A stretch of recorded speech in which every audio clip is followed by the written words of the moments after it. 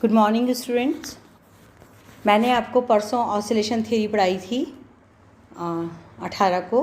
आज मैं आपको भारतीय मानसून की जो जलवायु है उसके प्रभावित करने वाले कारक तो मैंने हल्के से डिस्कस किए थे पहले, जिसमें आपकी स्थिति, उत्तर में पर्वतीय श्रेणियाँ, स्थलाकृति और समुद्र से दूरी, मानसूनी पवनें, ऊपरी वायु परिसंचरण, जेट स्ट्रीम और उसके सारे विक्षोभ, अल नीनो प्रभाव, ये सब हमारे मानसून को प्रभावित करते हैं।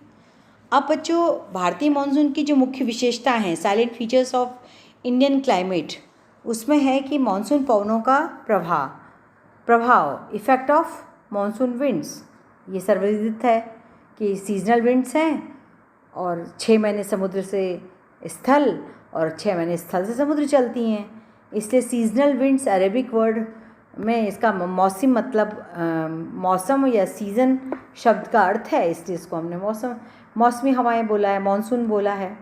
तो इस प्रकार से हमारी पूरी जलवायु इसी मानसूनी हवाओं पर निर्भर है। पहला साइलेंट फीचर्स का ये है। साइलेंट फीचर मतलब भारतीय जलवायु की मुख्य विशेषताओं की बात कर रही हूँ मैं। दूसरा है वर्षा की मात्रा। अभी तो अंडरस्टूड है कि कई बार तो हमारा ये पोस्ट मानसून होता है, कई बार प्री मानसून होता है। जैसा कि मैंने अपने एक्सप्लेनेशन में बोला है कि 1 या 2 जून तक ये केरल के तट पे हिट कर जाता है, तो ये सही है। तो ये कई बार 1 जून को आ जाता है या 2 जून को आ जाता है, तो ये प्री मानसून है। और कई बार ये 15 जून 20 जून के आ जाता है, तो ये पोस्ट मानसून है, जैसा कि इस साल 2020 में हो रहा है। लास्ट ईयर ये बिल्कुल प्री मानसून था, इस बार ये पोस्ट मानसून है। तो इसलिए हमारे क्या होता है कि जो हमारे देश की कुल 70 to 80% रेनफॉल हमको ग्रीष्मकालीन मानसून से प्राप्त होती है और लेस देन 15% हमको विंटर मानसून से प्राप्त होती है।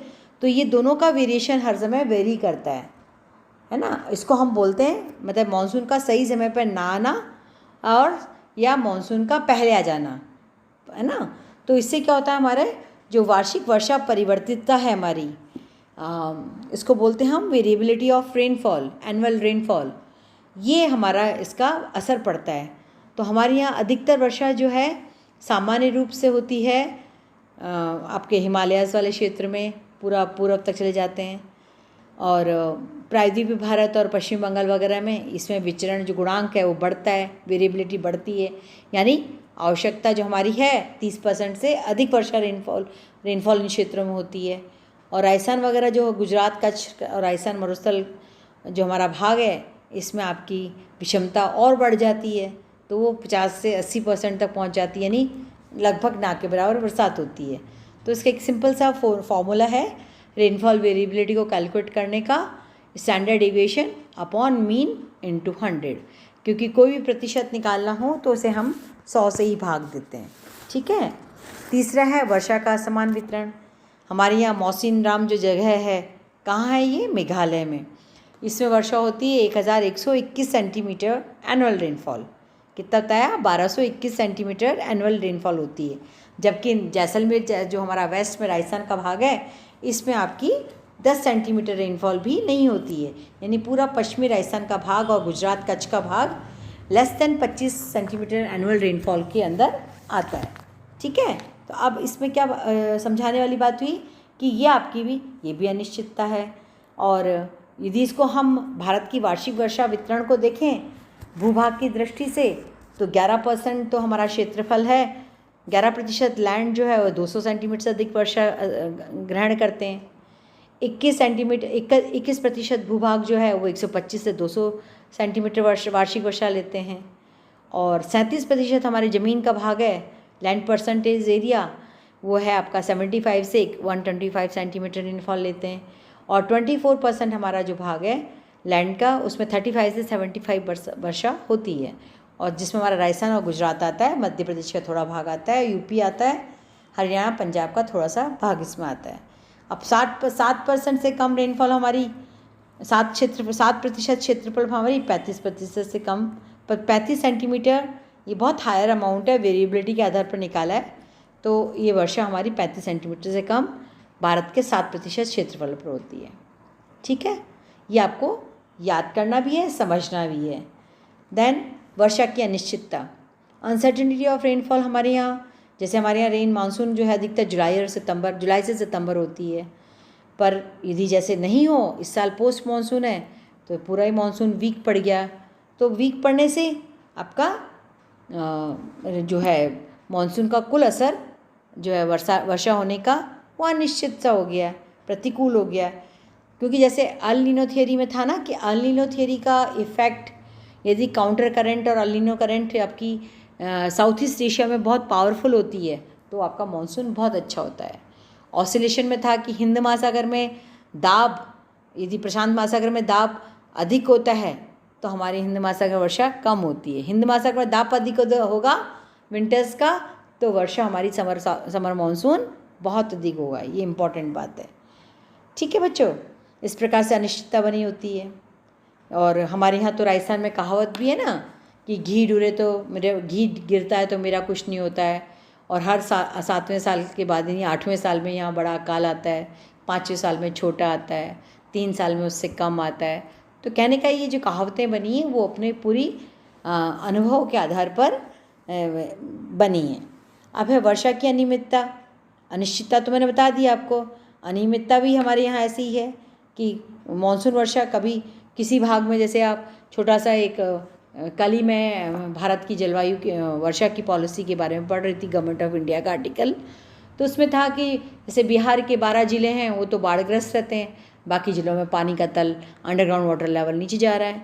सेम सिचुएशन आपके पूरे हिंदुस्तान में, इस हिंदुस्तान के हर राज्य के अंदर अलग अलग वाटर लेवल की सिचुएशन है। क्योंकि कुछ ज़िला जैसे हमारे यहाँ बांसवाड़ा, डूंगरपुर, ये उदयपुर, राजसमंद, प्रतापगढ़, चित्तौड़ और कोटा, बारा और सवाई माधोपुर, भरतपुर, अलवर, ये थोड़ा सा सही, दौसा, जयपुर, ये थोड़ा सा ये बेल्ट हमारी जिसको हम माल रीजन कहते हैं, वो थोड़ी ज़्यादा अमाउंट ऑफ रेनफॉल रिसीव करती है। अब इसमें भी हम देखें तो बहुत सारी वेरिएबिलिटीज़ हैं, बहुत सारी अनिश्चितताएँ हैं, अनियमितताएँ हैं। तो जहाँ पर फॉरेस्ट कवर एरिया है या लोकल वाटर बॉडीज़ हैं, स्थानीय जलाशय वगैरह हैं, तो वहाँ पर वर्षा का भी अच्छा असर करती है। तो इसका मतलब ये हुआ हमारे यहाँ अनियमितता के कारण जो 50 से 100 सेंटीमीटर वार्षिक वर्षा वाले क्षेत्र हैं वो इस क्षेत्र में ज़्यादा आते हैं। खासकर गंगा का उत्तरी मैदान, जिसमें मैंने अभी बोला सतलुज में गंगा का ऊपरी भाग, और राज्यों के हिसाब से बोलेंगे तो पंजाब, हरियाणा और यूपी का उत्तरी पश्चिमी भाग। तो कुल मिलाकर के इस प्रकार से अनियमितताएँ होती हैं। और जहाँ अनियमितता यानी कम वर्षा है तो वहाँ सिंचाई के साधनों का हमें उपयोग करना पड़ता है। अब छठी इसकी साइलेंट फीचर है मानसून का, मानसून की विभंगता, gap in the monsoon. Monsoon की वर्षा निरंतर नहीं होती, बल्कि कुछ कुछ दिन के टाइम पे रुक रुक के होती है। यदि हम इसकी रीडिंग भी लेना चाहें मानसून की, तो हम ये जो रेन गेज हमारा होता है उसमें या तो हम जैसे बहुत हैवी रेनफॉल एरियाज़ होते हैं उसमें हम उसको 1 घंटे का मार्जिन रखते हैं कि 1-1 घंटे पर घंटे कितनी बरसात हुई। अब हमारे यहाँ तो सुबह यदि बहुत तेज़ बारिश हो गई तो 3-4 दिन तक या 7 दिन तक वर्षा ही नहीं हो रही है। तो हमारे यहाँ इंटरवल बहुत बड़ा बन जाता है। वेस्टर्न राजस्थान गुजरात में मालवा क्षेत्र वगैरह में बहुत ज़्यादा बड़ा इंटरवल बन जाता है। तो रेन गेज जो है वो वर्षामापी यंत्र है, जीके के लिए पॉइंट है ये। और वर्षामापी यंत्र जो है उसको हम खुली छत पे रखते हैं, किसी पेड़ वेड़ के नीचे या किसी बरामदे में नहीं रखते, किसी कमरे में नहीं रखते। वो कीप होता है उसमें, कीप आकार, और उसमें वाटर कलेक्ट होता चला जाता है और फिर हम उसको जार से नाप लेते हैं। तो हम कहते हैं पिछले 12 घंटे में या पिछले 24 घंटे में ये पूरे या पिछले इतने दिनों के में हमारे पास इतनी सेंटीमीटर या इतनी मिलीमीटर वर्षा हुई। तो वर्षा मापी यंत्र इसका आपको बताता है।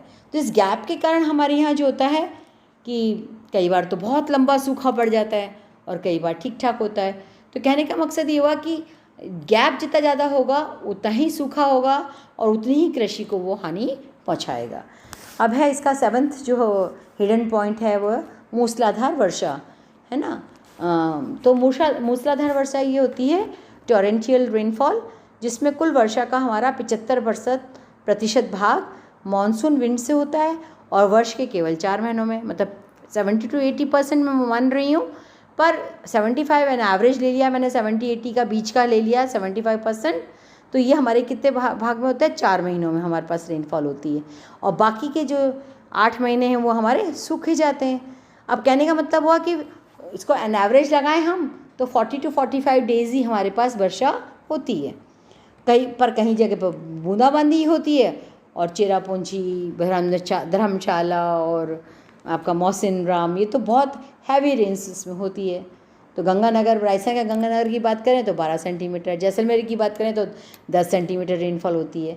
तो कहने का मतलब टॉरेंशियल रेनफॉल पूरा पानी बहा के ले जाती है, जिसका हम उपयोग नहीं कर पाते।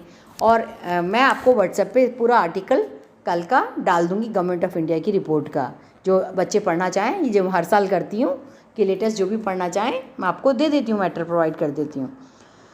तो इस प्रकार से बच्चों, भारत में बादल पानी उंडेलते नहीं हैं और ना ही बरसते हैं।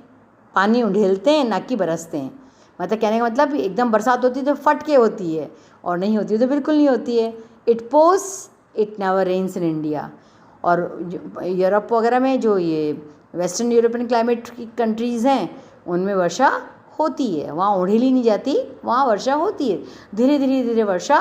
तो उससे क्या होता है, पानी धीरे धीरे ज़मीन में पेनिट्रेट होता है धरातल पर, उसमें संतृप्त चट्टानों तक पहुँचता है, और वाटर का जो निम्न जल स्तर, अंडरग्राउंड वाटर जो है वो लेवल हाई हो जाता है। ठीक है, भूमि का जल स्तर ऊँचा रहता है वहाँ। हमारे यहाँ इसलिए भूमि का जल स्तर नीचे जा रहा है। जीके का पॉइंट क्या बता रही हूँ मैं कि क्यों हमारे यहाँ भूमि का जल स्तर नीचे जा रहा है। सबसे पहला कारण नेचर बताएंगे, क्योंकि प्रकृति से वर्षा हमारे पास होती नहीं है।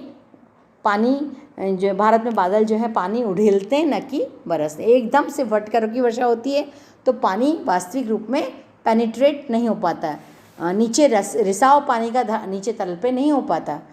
और दूसरा, हमारा पानी जब पूरा सरफेस वाटर ही हमारे पास ज़्यादा नहीं होगा तो नेचुरली हम ट्यूबवेल्स पंपिंग वगैरह करेंगे, आर्टिजियन वेल्स पे ट्यूबवेल्स हमारे यहाँ इसको यूज़ करेंगे। तो उससे क्या होता है, भूमि का जल स्तर, भूमि का जल का जो स्टोर है वो कम होता जा रहा है, और वो कम होता जा रहा है तो इसलिए हमारे यहाँ वाटर क्राइसिस आने वाले टाइम में होंगे।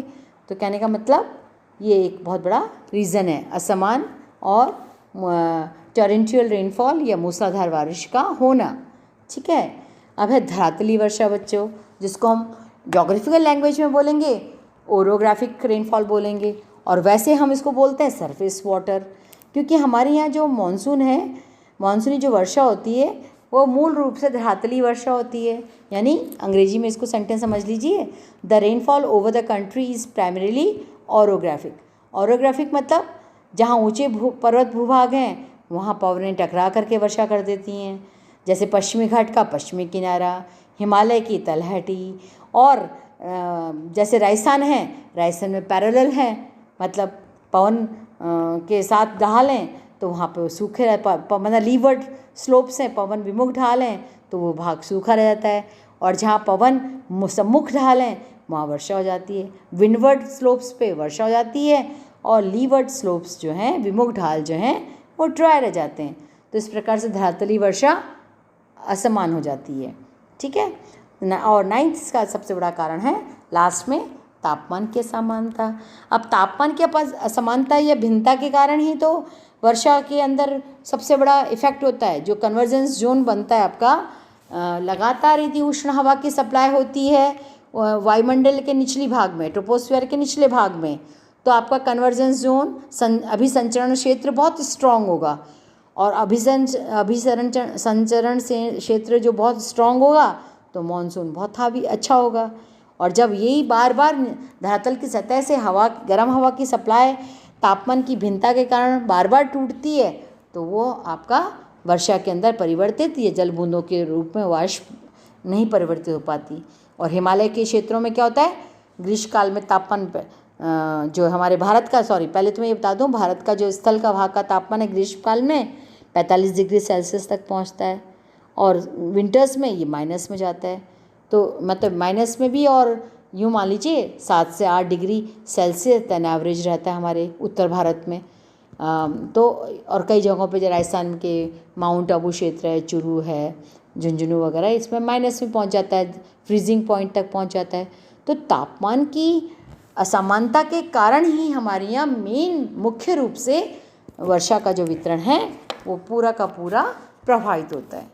अब बच्चों, हमारे यहाँ जो इरिगेशन मतलब सिंचाई प्रॉपर नहीं है, तो हमारे यहाँ इरिगेशन के अलग अलग तरीके हैं, और इरिगेशन के अलग अलग तरीके हैं तो हमारी जलवायु का प्रभाव जो है वो बिल्कुल पूर्णतः डिफरेंट होता है। इसे हम देखेंगे कल।